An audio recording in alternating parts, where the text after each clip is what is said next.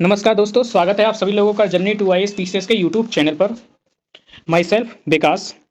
आज की क्लास में हम कोई एमसीक्यू सॉल्व करने नहीं जा रहे हैं, लेकिन ये उससे भी ज़्यादा इंपॉर्टेंट क्लास है। पहली बात कि हमने अपने इंडियन हिस्ट्री का मॉडर्न इंडियन हिस्ट्री को पूरा कवर कर लिया है, कुछ टॉपिक्स छूटे हैं। खुशखबरी ये है कि हमने आधुनिक भारतीय इतिहास को संपूर्ण तरीके से कवर कर लिया है और इस दौरान कुल मिलाकर के 100 एमसीक्यूज हमने सॉल्व किए। लेकिन आप हमारे साथ साथ आपने भी मेहनत की है। हर दिन आपने 30 से 35 से 40 मिनट आपने मेहनत की है, जिससे कि आपका रिवीजन हुआ है। कई लोगों ने कमेंट्स किए हैं और अपनी खुशी जाहिर की है कि इस तरीके से उन्होंने बहुत मिनिमम समय में ही बहुत ज़्यादा मैक्सिमम आउटपुट दिया है। और जो लोग भी इस क्लास को देख रहे हैं, सुन रहे हैं, तो मेरा उनसे आग्रह है कि वो भी इसको फॉलो करें और इसका समुचित लाभ लें। कुल मिलाकर के इसमें कुछ टॉपिक्स छूटे हुए हैं, ठीक है। वो टॉपिक्स अभी हम बता रहे हैं। उससे पहले यूपीएससी की अगर हम पिछले वर्षों का ट्रेंड एनालिसिस करें तो आप पाएंगे कि हिस्ट्री से कुल मिलाकर के 20 से 25 क्वेश्चन आते हैं, हर वर्ष आते हैं। उनमें से 10 से अधिक क्वेश्चन मॉडर्न इंडिया से ही आते हैं और मॉडर्न इंडिया आपने कवर कर लिया है, ठीक है। सॉरी, नीचे कुछ टॉपिक दिए गए हैं जिनको स्वयं आपको कवर करना है, ये सारे टॉपिक, ठीक है। और ये टॉपिक कवर हो जाएंगे। आज संडे है, कल मंडे है। मंडे से हम इंडियन पॉलिटी को स्टार्ट करेंगे और कुल मिलाकर के 12 से 15 दिनों में पूरी पॉलिटी कवर कर लेंगे।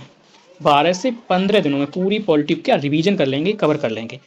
और हर दिन आपको कितना देना है समय? 30 से 35 मिनट, केवल इतने में रिवीजन कर लेंगे। और वो कैसे कर लेंगे हम हर एक क्लास में आपको बताते हैं, आप उनको प्रीवियस क्लास को देख सकते हैं, ठीक है। स्ट्रेटजी हमारी क्या है।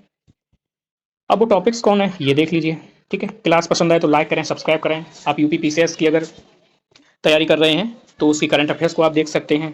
हमने बहुत ही बेहतर तरीके से पढ़ाया ताकि आपको सारे फैक्ट्स उसके याद हो जाएं, वो भी ट्रिक के माध्यम से, आप कोई भी नहीं भूलेंगे, ठीक है। इसका टॉपिक है, पहला है संविधान सभा, दूसरा है अंतरिम सरकार। मिनी टॉपिक्स है छोटे छोटे, ये थोड़ा सा बड़ा है, संवैधानिक विकास जो है, संवैधानिक विकास, ठीक है। औपनिवेशिक भारत में शिक्षा का विकास, प्रेस का विकास, सामाजिक और धार्मिक आंदोलन, और फिर अन्य मुद्दे छोटे छोटे जो भी हैं, मतलब विविधताएं। तो ये टॉपिक्स हैं, इनको आपको आज ही कवर कर लेना है, क्योंकि आप अगर आज ही कवर कर लेंगे तो आप पे बर्डन नहीं होगा, क्योंकि कल से इंडियन पॉलिटी स्टार्ट हो जाएगी हमारी, ठीक है। तो उसको आपको फिर धीमे धीमे 30 से 35 मिनट देने हैं। तो इसलिए मेरा आपसे ये विनम्र आग्रह है कि आप इसको आज ही रिवीजन कर लें, ठीक है। ज़्यादा समय नहीं लगेगा, मुश्किल से 1.5 घंटे 2 घंटे लगेंगे, आपका पूरा कवर हो जाएगा, ठीक है, प्रीलिम्स के पॉइंट ऑफ व्यू से। रही बात इनकी शुरुआत के जो टॉपिक हैं, संविधान सभा और अंतरिम सरकार, ये दोनों टॉपिक्स हम आगे इसी क्लास में आपको रिवीजन करवा दे रहे हैं 5 से 7 मिनट में, ठीक है।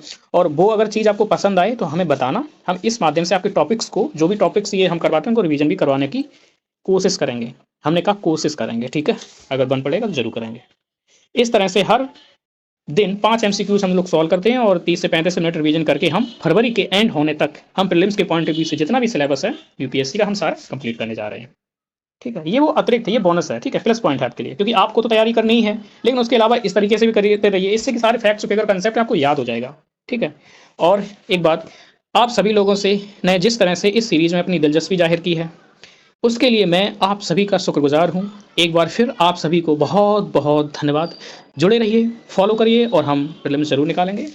लाइक सब्सक्राइब करें। Thank you, all the best. चलिए 2 टॉपिक्स हैं वो शुरू करते हैं। संविधान सभा, देखिए इसमें ग्रामेटिकली कुछ एरर आएंगे, उस पर ना जाइए, आपको केवल देखना है कि फैक्ट क्या है, ठीक है।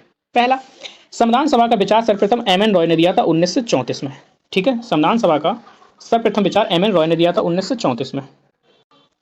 दूसरा, 1936 में कांग्रेस का फैजपुर में अधिवेशन होता है, फैजपुर में, और संविधान सभा के इसमें अर्थ और महत्व की व्याख्या की गई थी, ये फैक्ट याद रखना। भारत में कैबिनेट मिशन 24 मार्च 1946 को नई दिल्ली में आया। कब आया? 24 मार्च 1946 को नई दिल्ली में आया।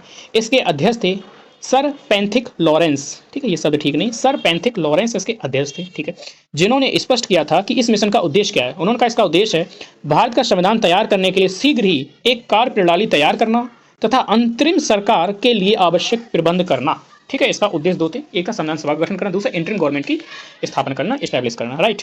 अगला है, कैबिनेट मिशन योजना के तहत यह व्यवस्था थी कि संविधान सभा के निर्माण के लिए प्रत्येक प्रांत को 10 लाख लोगों के लिए एक प्रतिनिधि के अनुपात में जनसंख्या के सांप्रदायिक आधार पर स्थान दिया जाएगा। मतलब क्या? मतलब यह है कि 10 लाख की जनसंख्या पर एक रिप्रेजेंटेटर को चुना जाएगा, एक प्रतिनिधि को चुना जाएगा 10 लाख की जनसंख्या पर, ठीक है। और जनसंख्या को जो विभाजित किया गया सांप्रदायिक आधार पर किया गया। किन आधार पर? वो ये देखिए, इसमें 3 वर्ग थे। पहला वर्ग था मुस्लिम, दूसरा था सिख और तीसरे थे आम। आम यानी कि जनरल, यानी कि हिंदू ईसाई जितने भी लोग थे, मुसलमान और सिखों को छोड़कर, तो आम थे, ठीक है। इस प्रकार से विभाजित किया गया। जुलाई 1946 में संविधान सभा के चुनाव होते हैं। संविधान सभा के चुनाव जो हुए 296 सदस्यों के लिए चुनाव हुए, ठीक है, क्योंकि 93 जो सदस्य थे वो देसी रियासतों से मनोनीत किए जाने थे।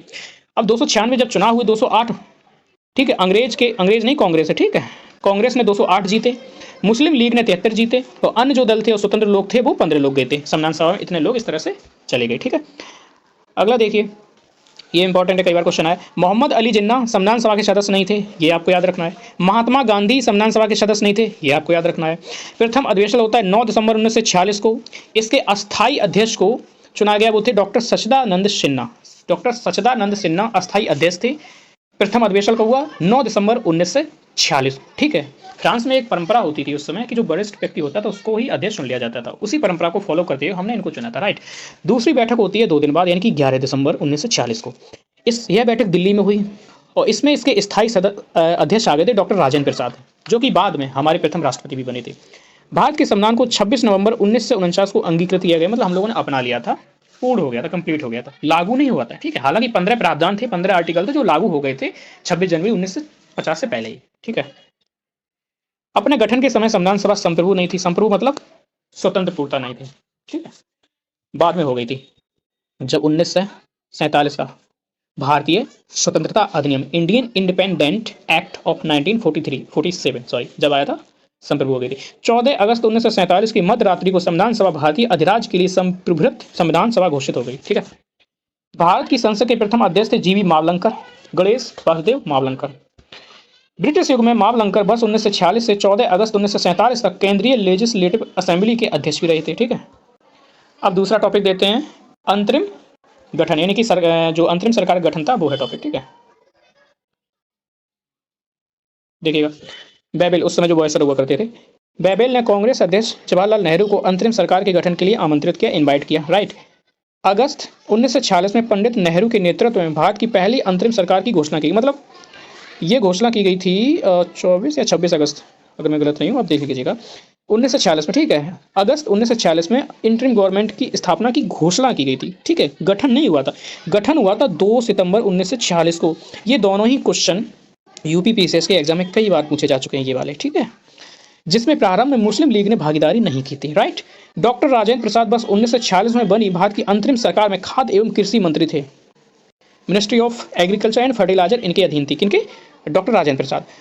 रक्षा मंत्री थे हमारे बलदेव सिंह, रक्षा मंत्री बलदेव सिंह। ठीक है, विदेश मामले और राष्ट्रमंडल के जो विभाग थे वो थे जवाहरलाल नेहरू के ही नेतृत्व में। आसफ अली रेल एवं परिवहन मंत्रालय मिला था इनको। ठीक है, अगला है आपका, अक्टूबर 1946 में मुस्लिम लीग के 5 सदस्य सरकार में शामिल हो गए, जिसमें से लियाकत अली को मिनिस्ट्री ऑफ फाइनेंस दिया गया था, वित्त मंत्रालय दिया गया था। ठीक है, तो लियाकत अली की बात हो रही। अली सहित लीग में 5 सदस्यों को 26 अक्टूबर 1946 को सरकार में मंत्री बनाया गया, जिसके कारण 3 कांग्रेसी सदस्यों को अपने पद से त्यागपत्र देना पड़ा, हटना पड़ा। कौन थे?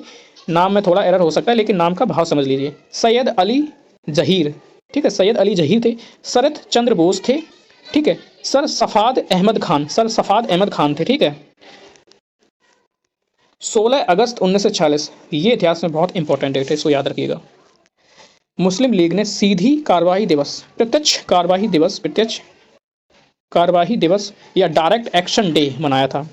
मेनली क्या था, उसने डायरेक्ट एक्शन डे में यही मनाया था कि सांप्रदायिक जो दंगे थे उसको भड़का दिया था। ठीक है, मोहम्मद अली जिन्ना ने, तो खूब दंगे हुए, बहुत सारे लोग मारे गए, जिससे सांप्रदायिक दंगे शुरू हो गए। नोआखाली जो कि बंगाल कलकत्ता में एक क्षेत्र था, ये दंगों का एक प्रमुख केंद्र था।